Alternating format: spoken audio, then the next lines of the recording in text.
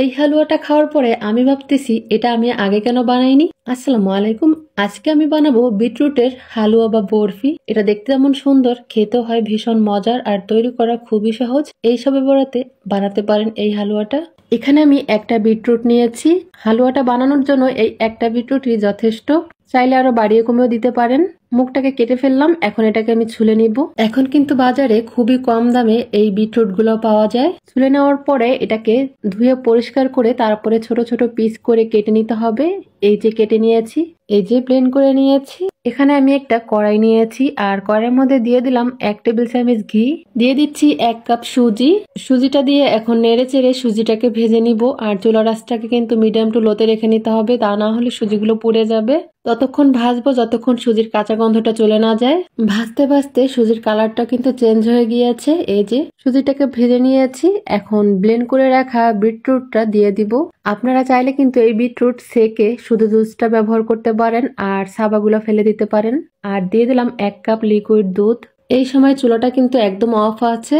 একটু নেড়ে চেড়ে মিশিয়ে এখানে দিয়ে দিচ্ছি 1/3 কাপ চিনি, স্বাদ মতো লবণ দিয়ে দিলাম।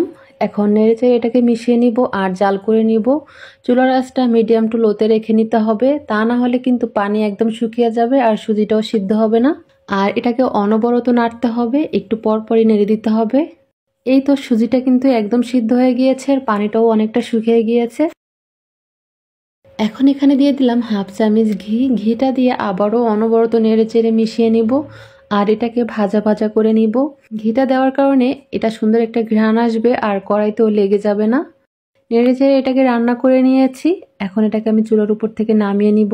আর এখানে আমি একটা সার্ভিং ডিশ নিয়েছি আর তাতে ঘি মেখে নিয়েছি আগে থেকে। মিশ্রণটা ঢেলে দিয়ে এখন সমান করে নিব। উপর দিয়ে ভালো করে সমান করে নিয়েছি। এখন দেখার সৌন্দর্যের জন্য আর স্বাদ বাড়ানোর জন্য এখানে আমি দিয়ে দিচ্ছি বাদাম কুচি।